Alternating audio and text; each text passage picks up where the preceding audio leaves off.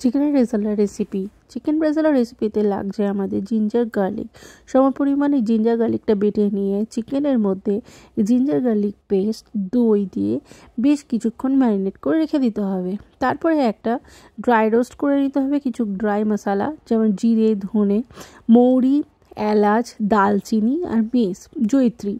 এই একটা dry roast করে নিয়ে এটার পাউডার বানিয়ে নিতে হবে। তারপর গরম জলের মধ্যে কিছুটা পেঁয়াজ ঢাকা দিয়ে রেখে দিতে হবে, সিদ্ধ করতে হবে না। তারপর কাজু আর পোস্ত একটুখানি বেটে নিতে হবে। তারপর তেলের মধ্যে, সাদা তেলের মধ্যে ঘি দিয়ে তার মধ্যে গোটা শুকনো লঙ্কা, তেজপাতা আর কালো মরিচ ফোড়ন দিয়ে তার মধ্যে পেঁয়াজ বাটাটা দিয়ে দিতে হবে। তার মধ্যে দিয়ে দিতে হবে আদা রসুন বাটা।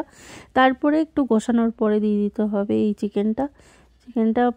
বেশ কিছুক্ষণ ঢাকা দিয়ে দিয়ে জাস্ট কুক করে নিতে হবে। তারপর একটু সল্ট অ্যাড করে দাও, জাস্ট ঢাকা দিয়ে দিয়ে করো। একে কষানোর ওরকমভাবে কোনো দরকার নেই, এখান থেকে প্রচুর জল বের হবে। তারপরে দিয়ে দেবে কাজু আর পোস্তর যে পেস্টটা ছিল ওইটা, তারপরে ড্রাই রোস্ট করে রাখা যে গুঁড়ো মশলাটা করে রেখেছিলাম ওইটা দিয়ে দেবে। তারপর দিয়ে দেবে কেওড়া জল, 1 চামচ মতন কেওড়া জলের মধ্যে দিয়ে দেবে।